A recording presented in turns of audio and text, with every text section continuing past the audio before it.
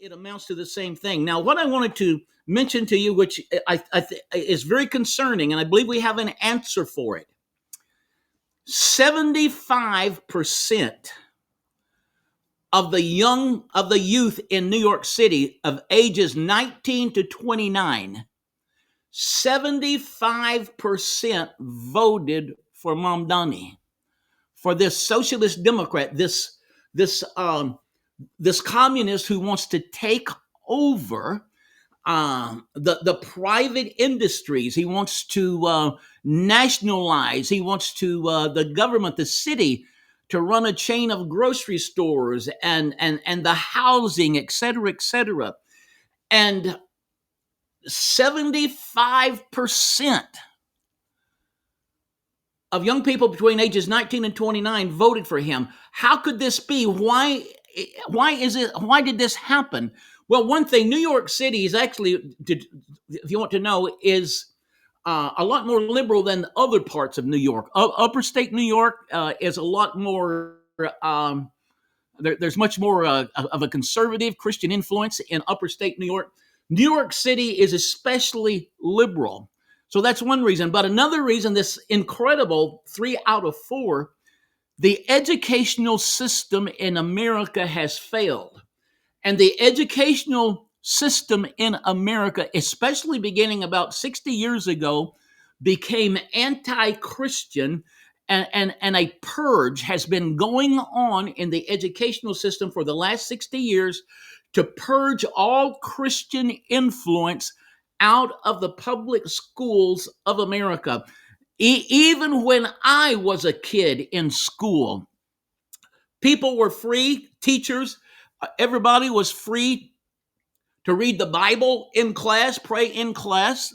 There was no there was no instructions to do that, but there was a freedom to do it. And I still remember lived out in Western Oklahoma, and high school football was really big.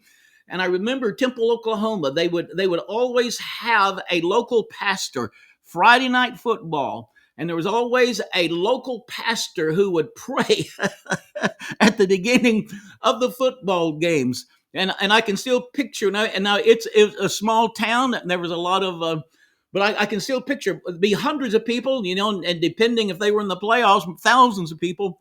But I can still see in the stands when everybody would stand for the prayer.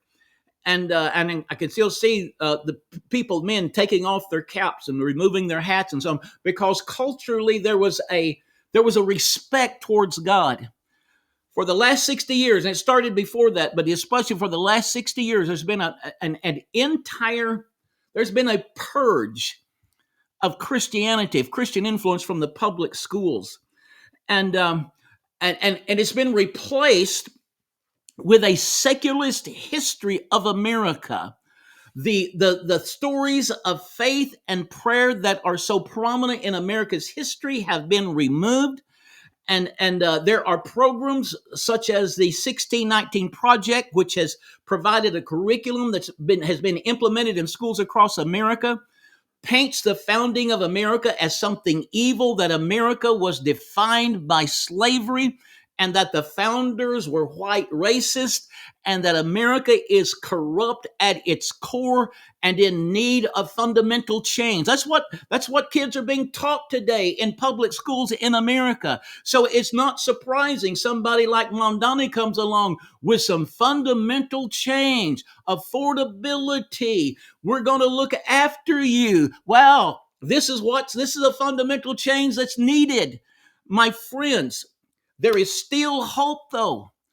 There is something happening in America. There is a move of God, but we have got to get, and this is one of my goals in the next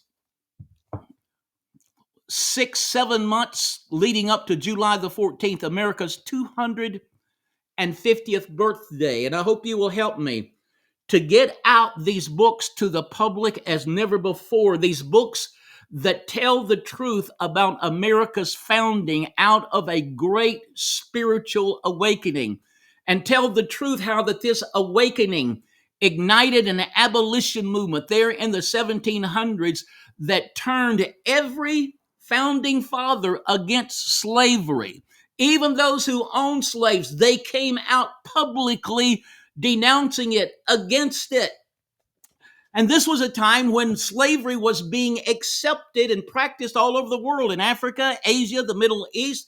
So actually, they were on the cutting edge of opposing and bringing an end to slavery.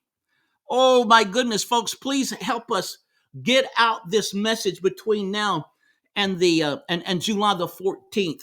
This is so needed in the country. We have to reconnect with our severed Christian roots. The secularists have severed America from its Christian roots, but we're putting them back. I have sent multiple copies of this book just in the last few months to the White House, to different people, to address to Donald Trump, to Vice President Vance, to the Secretary of HUD, who is a very outspoken Christian. And I did get a letter from the president. Now I know it's a form letter, but at least they responded that they received that they received the books. And I've heard things come out of their mouths that makes me think, either from somebody else or from what I have sent. They're getting the idea. Yes, America has Christian roots, founded as a Christian nation. So that is something very, very, very important. And Jean DeVry says Sue, let me see this.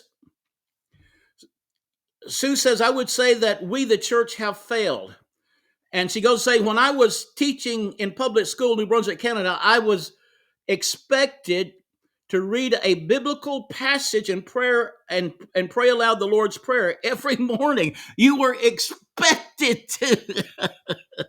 Now that is a little beyond what it was in America when I grew up. Well, we didn't have that every morning, but they were free to if they wanted to. And Jean DeVries from Ontario said, yes, reading over the school intercom, singing O Canada, and reciting the Lord's Prayer every day. Oh God, thank you for restoring America, reconnecting America and Canada to its roots, to their roots. Hallelujah. In Christianity, in Jesus. I'll tell you what,